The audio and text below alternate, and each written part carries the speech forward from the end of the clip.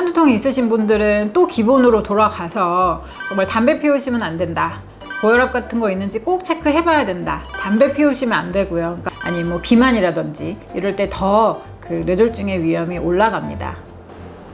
담배 피는 거 말했나? 네.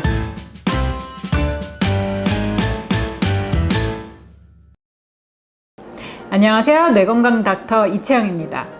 요새는 이제 젊은 분들도 고혈압, 당뇨, 고지혈증 같은 그런 병들을 갖고 있고 그런 혈관 문제로 노인처럼 뇌졸중이 오는 경우가 많이 있습니다.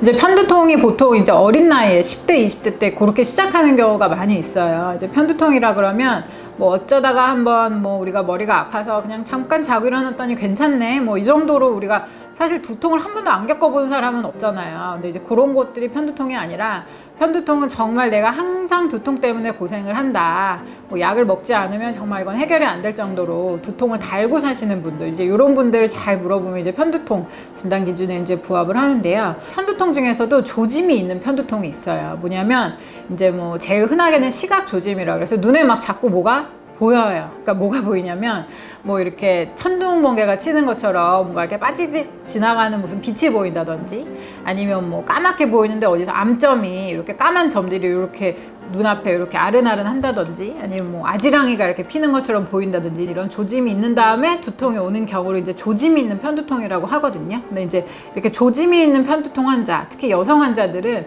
뇌졸중 발생 위험이 더 높습니다. 그래서 그런 분들은 특히 뇌졸중을 조심하셔야 되는데 어떻게 조심을 해야 되냐?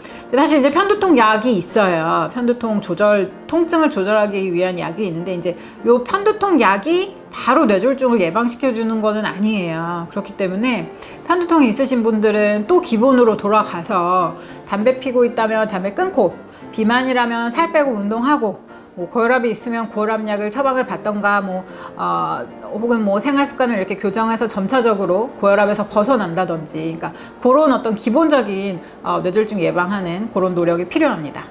또 편두통 말고도요, 가역 뇌혈관 수축 증후군이라는 것도 있어요. 그러니까 이거는 말이 이제 길어가지고 그런데, 이거는 평소에 두통이 뭐 거의 없던 분들, 내가 평소에는 머리 아파서 고생한 적은 없어, 근데 내가 뭐 예를 들어서 뭐 임신이라든지 뭐 수유 중이라든지 뭐 아니면 뭐 어떤 혈관에 작용하는 어떤 약을 먹는다든지 이런 어떤 그런 상황에 있는데 머리가 갑자기 정말 깨질 듯이 너무 심하게 아프다, 네, 이렇게 오셨을 때 이제 병원에 사진 찍어보고 그럼 이제 가역성 그 뇌혈관 수축 증후군으로 이제 진단을 받는 경우가 있습니다. 근데 이제 이런 것도 뇌혈관 문제이기 때문에 뇌졸중의 발생 위험들을 높이거든요. 그래서 이런 것도 꼭 병원에 오셔서 적절한 약물을 좀 처방을 받으셔야 됩니다. 그래서 요지는 뭐냐면, 내가 젊고 뭐 다른 뭐 특별한 뭐 기저질환이 없다고 하더라도 내가 편두통이, 그러니까 아주 자주 오는 그런 편두통이 있거나 조짐 있는 편두통이 있거나, 아니면 평소에 두통이 없더라도 갑자기 아주 심하게 오는 두통이 있다면 그때는 뇌졸중을 반드시 의심을 해봐야 된다. 그건 병원에 오셔야 된다. 그런 말씀을 드립니다. 경구 피임약을 복용하면 뇌졸중이 잘 생길까요? 네, 이제 지금은 요거는 저는 아니라고 생각해요. 그러니까 쉽게 생각해서. 왜냐면 경구 피임약이 이제 처음 나왔을 때 1세대일 때는 그 에스트로겐 함량이 굉장히 높은 그런 약이었기 때문에 그때는 뇌졸중 발생 위험도를 높였습니다. 근데 현재 시판되는 그런 경구 피임약에서는 반드시 뭐 뇌졸중을 걱정해가지고 내가 피임약을 안 먹는다, 이런 그렇게 생각하실 필요는 전혀 없습니다. 이제 어떤 경우가 있냐면요, 내가 만약에 여러 가지 혈관 질환이 올 수 있는 그런 어떤 컨디션이 있어요. 방금 말씀드렸듯이 뭐 비만이라든지 뭐 담배 핀다, 뭐 아니면 뭐 내가 뭐 심한 그 조짐 있는 그 편두통이 있다, 내가 만약에 그런 어떤 환자라면 그때는 피임약 먹는 거를 조금 조심하실 필요는 있어요. 근데 만약에 내가 방금 말씀드린 그런 게 전혀 아니다, 그렇게 하면 피임약 때문에 뭐 뇌졸중이 온다, 그거는 저는 아니라고 생각합니다.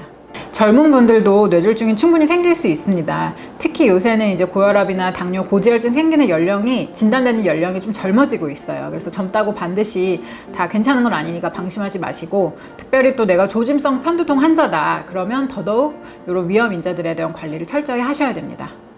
영상 시청해주신 분들 감사합니다. 다음 이 시간에 또 뵙겠습니다.